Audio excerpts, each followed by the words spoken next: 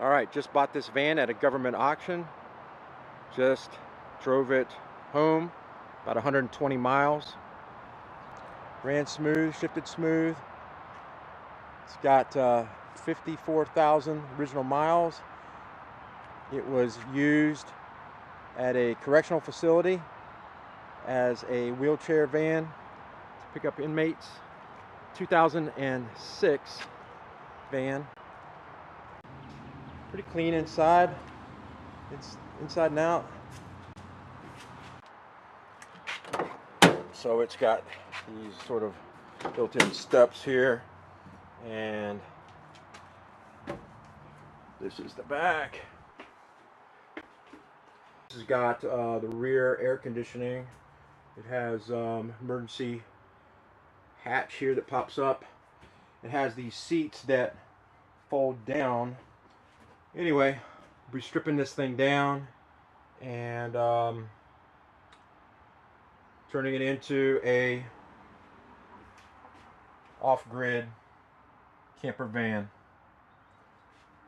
So stay tuned. Okay guys, everything is stripped out. It took a couple of days. I stripped out all of the seats and took out the wheelchair lift that used to be in the back. Took out all the side panels, and also ended up replacing this emergency hatch that used to be up here. It was made of plastic. It was leaking water when it rained, so I was really concerned about what the floor was going to look like underneath everything. As you can see, the flooring is in pretty good shape. It's in really good shape. There's not really any real rust anywhere. Just a little bit of surface rust, but nothing really bad. So I was very happy once we got the floor and everything ripped out of here. Ended up having to cut most of the bolts with an angle grinder, cutting wheel, for the seat belt restraints and the seats themselves. Here's the front. Had a cage in the front. This was a van for at a prison system, and that cage was heavy duty. Tore it out too. Had to cut all the bolts for that. But anyway, that's it for now. Max Air fan, framed up, sealed up on roof with Dicor and Eternabond. Vantech 28.5-inch roof racks, quantity of 4. 2 of them bolted down through the steel for extra precaution. Panasonic 330 watt solar panels, 660 watt total. Renogy MC4 Y connectors, 30 feet Renogy MC4 extension cables, link solar, roof access. I'm using TruMax Super Insulation. It's a double-sided reflective aluminum insulation with a 3/8 gap of basically denim insulation. It's treated with an antimicrobial agent that prevents mold, mildew, fungus, pests. It's also fire resistant with a Class A fire rating. Okay, flooring is roughed in, 1/2-inch plywood with thick Traffic Master vinyl flooring. Solid one piece, no seams, sealed around the edges. Walls are up, eucalyptus whiteboard with acrylic. It's basically dry eraser board, no mold, no mildew. Very easy to clean and care for. Very sanitary. Air conditioning unit has been installed. 6,600 BTU, 11.1 SEER GE through the wall unit. This is not a window air conditioning unit, it's through the wall unit. You can see there's no louvers on the side of this unit. That allows the unit to be barely protruding from the outside of the van. The intake and exhaust of the condenser coil happens on the very outside edge of the unit, so no need for louvers in the side to cool the condenser coil. Okay, installed a 3/4 inch melamine bulkhead separating the rear mechanical room with the living quarters. Installed a Todd Marine 35-gallon, 1/4 inch thick freshwater storage tank. It's secured, bolted through the frame with 1 5/8 super strut. Installed a West Marine water filter. Uses a activated charcoal KDF water filter. Pull up to any water hose and will filter all water before it ever enters the system. Have installed 6 Battleborn lithium iron phosphate batteries, 600 amp hours total. Have installed a 13-gallon IsoTemp hot water heater. It's also secured with 1 5/8 unistrut or super strut bolted through the floor. It is able to be heated by the vehicle's engine water, or it can be heated electrically with 750-watt electric heater through the solar. It has a temperature control knob right here. Here on the other side of the bulkhead, we have a 3 GPM shore flow pump with a accumulator, temporarily wired just to check operation. And we also have a countertop mounted with a 10-inch Ambassador Marine sink, and we also have a Trinidad shower faucet combo. This faucet has a lever action on the top of it, allows you to turn on the water both hot and cold, then pass this out to the back for a rear shower. It then uses this lever to actually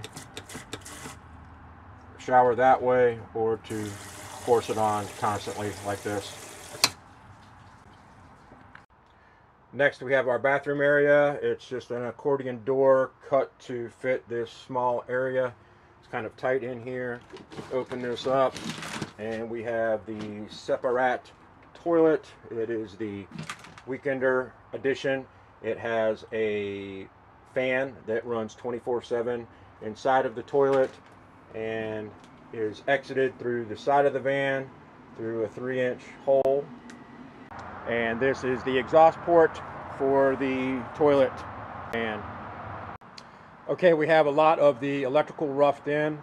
We have all 6 batteries, if you can see under here, wired in parallel. Coming up here to our control center. Here at the left we have the Sterling Power battery to battery charger, 60 amp.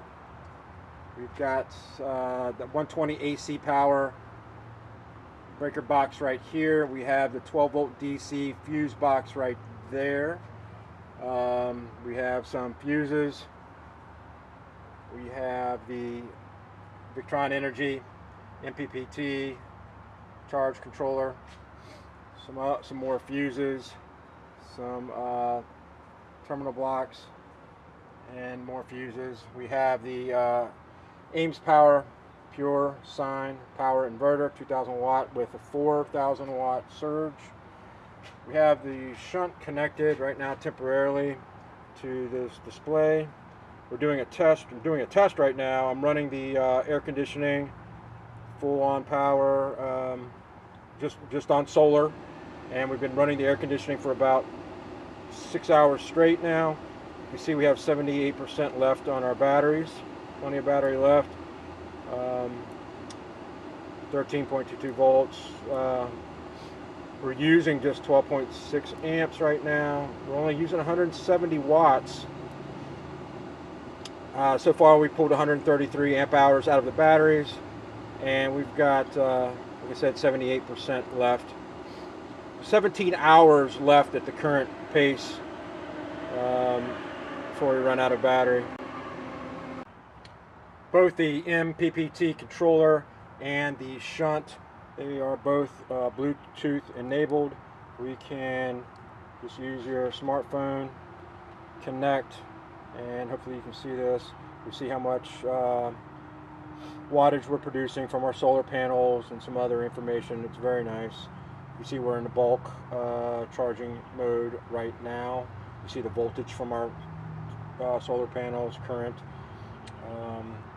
It's all very nice. We're going to continue running this test until we're going to see how long we can run this air conditioning until we run out of battery. So it'll probably be sometime tonight after the sun goes down. It's just sort of an interesting test to run with the air conditioning running full blast on nothing but solar. So we'll check back some point after the sun's gone down. Okay, it's 9:30 at night. The air conditioning has been running for over 12 hours straight. Sunset was about an hour and a half ago.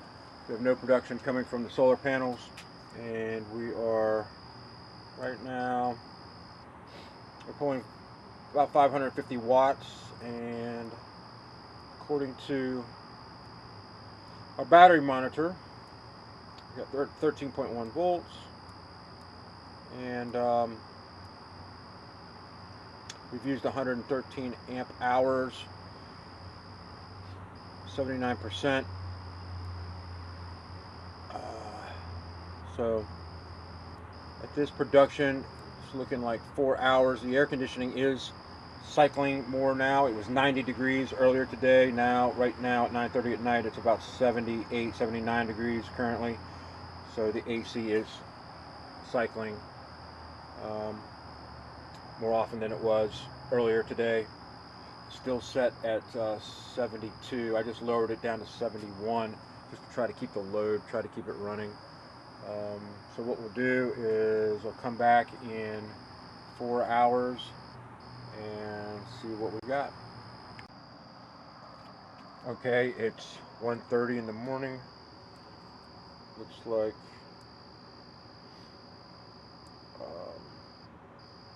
voltage is down now to 12.9, and air conditioning still running, 537 watts, 194.3 amp hours been consumed out of the batteries. 65.7% capacity is still remaining, so we're still going strong. The air conditioning is still running, and 2.2 hours left at this capacity. So we'll come back in a couple hours and see how it looks then. Okay, it's 5 o'clock in the morning. Air conditioning is still running. It's consuming 526 watts. We used up 237 amp hours out of the batteries. We're down now to 58.4% capacity left in our battery bank, and still we're at 12.97 volts. All right. Okay, it's 10 o'clock in the morning. We have been running for over 24 hours on the air conditioning mode. You can see we're using 467 watts right now.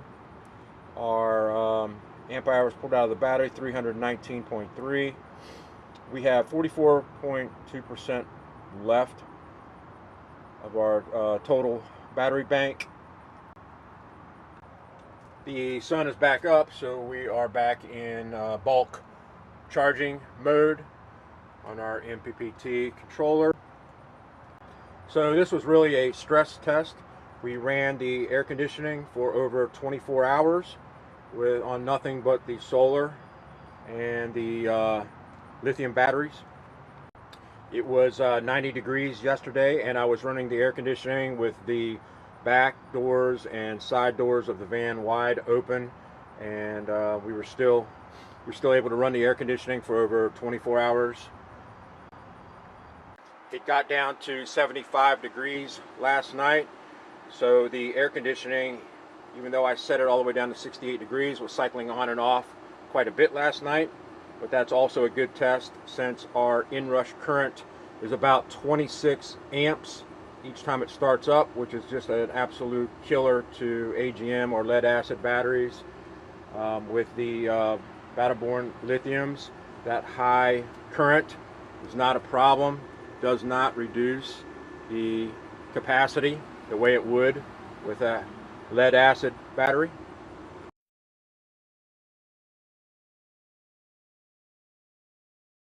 Also, I ran this test on nothing but solar power and the solar battery banks. You can also, with this setup, we can also charge the batteries with the battery-to-battery charger through the vehicle's alternator anytime the vehicle is running. We will also able to charge the battery bank. We'll do another test on that later just to see how well the battery-to-battery charger works, charging the batteries through the alternator. So after this stress test for the last 24 hours, I would say that totally off the grid air conditioning with no shore power, no generator is absolutely 100% possible. No problem. I have installed overhead cabinets that are framed out by 2x2s with 3/4 inch melamine bottoms.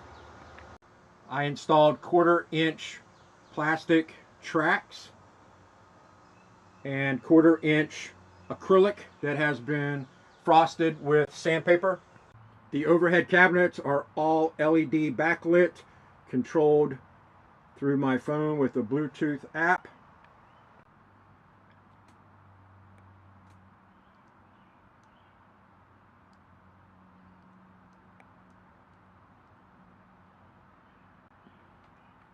All right, have installed 4 Facon 4.5 inch diameter 4-watt 12-volt recessed lights. All 5 of those lights are being controlled by a dimmer switch, which is located directly above the future bed. This is 1/2 of the future bed. I'm currently working on the second half. The overhead lights dimmer switch does have memory.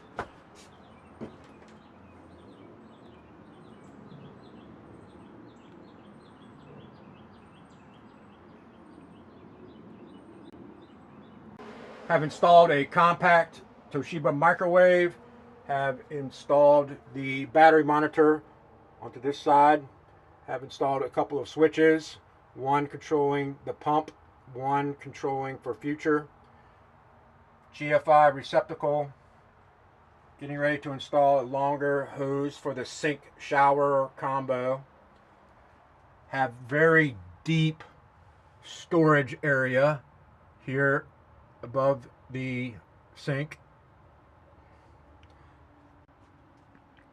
Also have a very deep storage area now above the bathroom. These storage areas were built over top of the mechanical room, the solar controllers, and the hot water heater and hot water tank. So I have a nice large storage area now in the back. I also have a custom built PC workstation you can learn more about in my other videos, the 3-part series of building this several months ago. Have a storage area here for the induction stove, so it is portable. I can cook here or up on the counter, or I can take it outside to cook. We have a Edge Star refrigerator freezer. This refrigerator freezer only consumes 80 watts. It pulls less than 1 amp of power at 110 volts, and measured it was pulling 0.6 amps, so just over half an amp at 110 volts. Very low power consumption, and it was pulling that with a very hot van, so we'll see how it holds up. Back to the mechanical room of the van, we can see that these are the backside and bottom of the deep cabinets we were just looking at in the kitchen and bathroom area. All right, just finished installing the second part of the bed and the third hinge. It's very easy to convert from a couch with a nice backing to a bed. Just unhook 2 hinges on either side and just use one hand, pull it out, and voila, you have a bed. Now to go back to couch mode, we use this string, pull up just a little bit to get it started, and voila, back to couch mode.